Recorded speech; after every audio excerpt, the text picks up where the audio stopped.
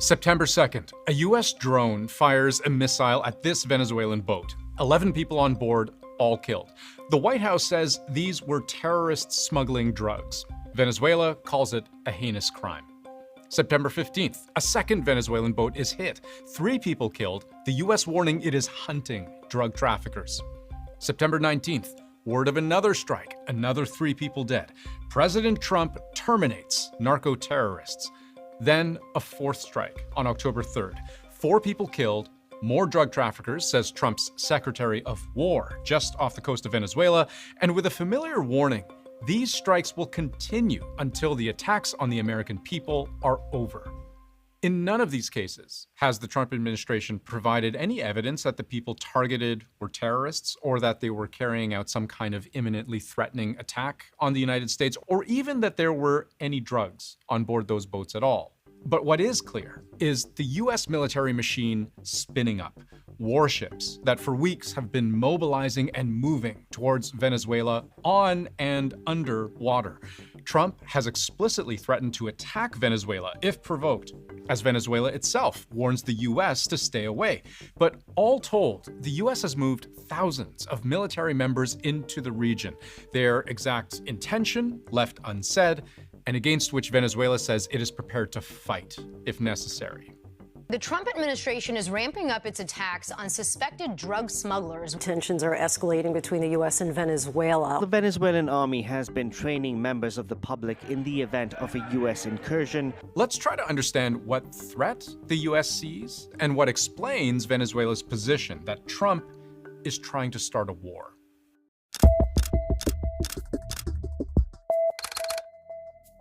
The stated reason for the Trump administration's repeated airstrikes against civilian, or they would say terrorist, targets basically amounts to a self-defense argument. Venezuelan bad guys, they say, are trafficking illicit drugs to the US by boat. These drugs kill people, and the US has branded some of these drug cartels as terrorist organizations. Those two ideas combined, drugs are deadly and drug dealers are terrorists, make the people on board these boats unlawful combatants engaged in armed conflict, which, from the White House point of view, begins to sound more like war than like crime, right? And that specific framing, that warlike language, is important in international law because it forms the legal argument for how you kill drug traffickers without due process and without it being murder. In recent weeks, the Navy has supported our mission to blow the cartel terrorists the hell out of the water. You see that? The United States has long, for many, many years, established intelligence that allow us to interdict and stop drug boats. And we did that. And it doesn't work.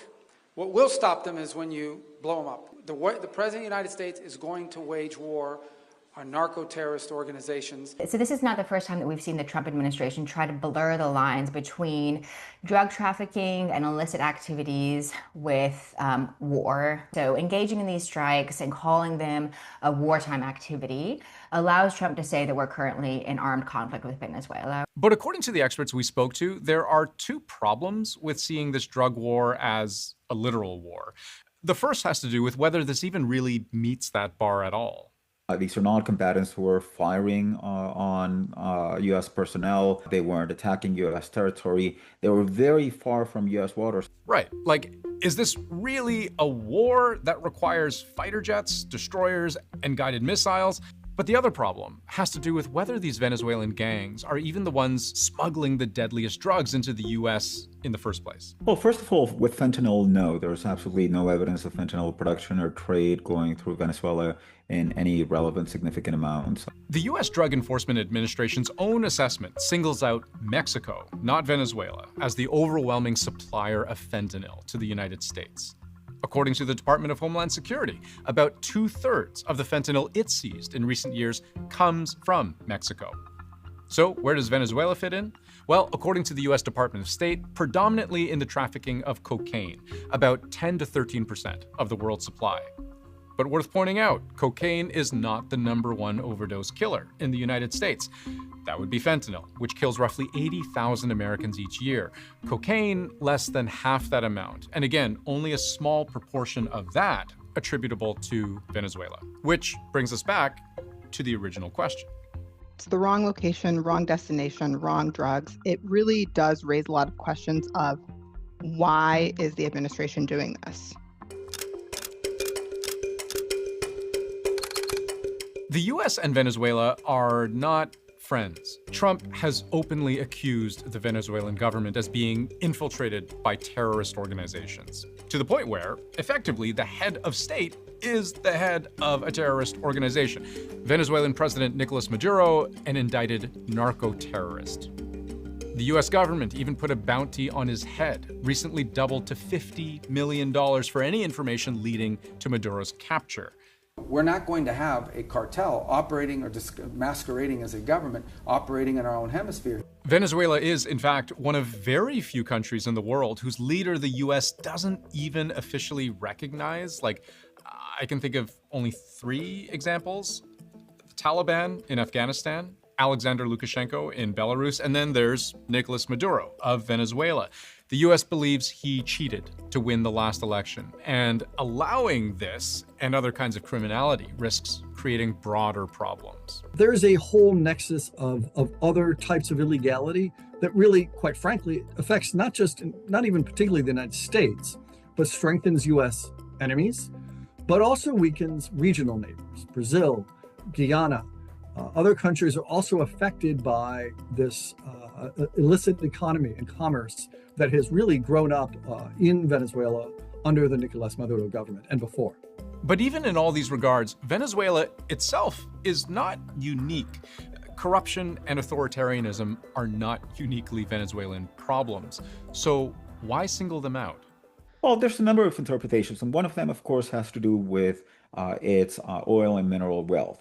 Venezuela sits on the world's largest known oil reserves, somewhere in the ballpark of 300 billion barrels of oil, mapped underground and extractable.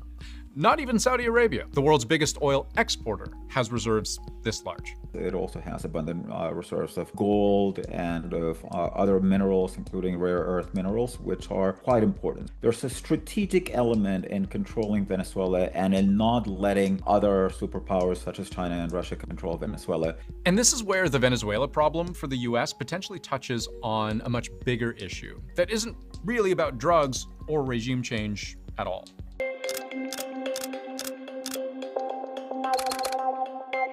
There are 2 ways to think about this triangle of the United States, Venezuela, and a much larger competitor to the US like China. One is that hurting Venezuela hurts China. Consider, for example, that as the US continued to airstrike Venezuelan boats, China picked a side, accusing the US of undermining peace and stability in Latin America and the Caribbean. What China doesn't say in that statement is that the US is undermining the peace and stability China is trying to build. Consider that almost all of what Venezuela exports is oil. And Venezuela's biggest buyer of that oil, you guessed it, China. Chinese firms have deep stakes in Venezuela's energy sector. China imported 500,000 barrels of oil per day from Venezuela in February. Beijing has also lent Maduro's government around $60 billion to help prop up the economy. It has tens of billions of dollars in investment broadly, in loans, in infrastructure. And so you can certainly make this argument that undermining Venezuela undermines China, but it could also do the opposite.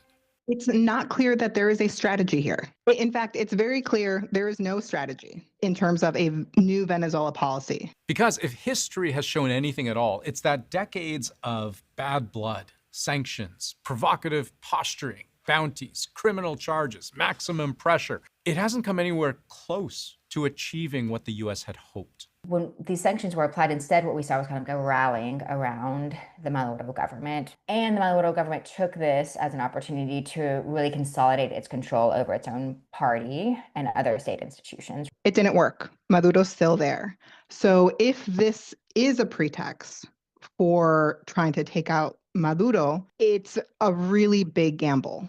A gamble, too, because maybe hurting Venezuela doesn't hurt China at all. It just pushes the two closer together.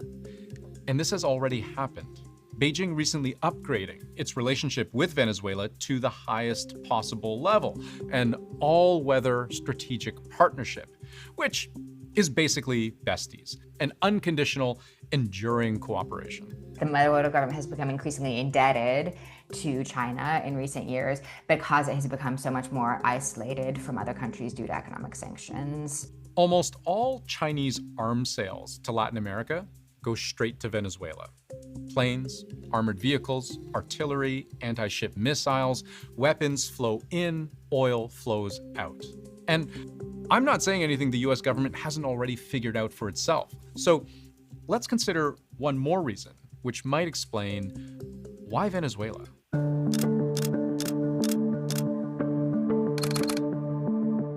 If there's one uncontroversial thing to say about Donald Trump, it's that he understands the value of playing to a crowd. It's more about performance than about politics. It's about what they're being able to convince their voters that they are doing, and that they're being tough on the people that their voters want them to be tough on.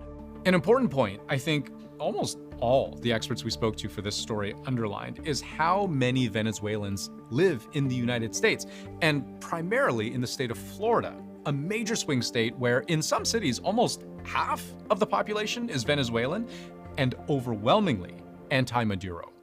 If you ask Americans, what do you think of Venezuela's president?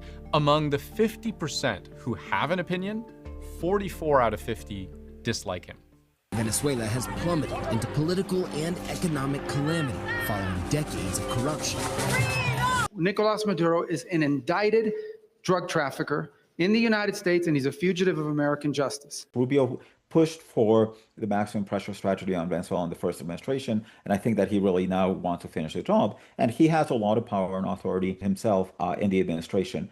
And you could extract many versions of this point as upsides to making a punching bag of Venezuela. Is it about exploiting the weakness of a socialist state? Comrade Kamala announced that she wants to institute socialist price controls. You saw that. Never worked before, never ever worked. This is the Maduro plan. Or is it about consolidating power in a way that helps achieve other parts of Trump's agenda? Perhaps the most important related to recent challenges the government has faced using the Alien Enemies Act to deport Venezuelans in the United States. But since he's faced multiple challenges in the courts, largely having to do with the fact that we are not in military or war conflict with Venezuela. So provoking or even just performing a military conflict off of Venezuela's coast could provide evidence for the Trump administration that we are at war with Venezuela when the Supreme Court takes up this case again, right? So it provides Trump another weapon in his arsenal to deport without due process. But you can game those kinds of things out infinitely. A much simpler explanation for these American attacks on Venezuela is that they show strength applied with impunity. That's a powerful message, a powerful deterrent, and a powerful example for anyone and everyone watching.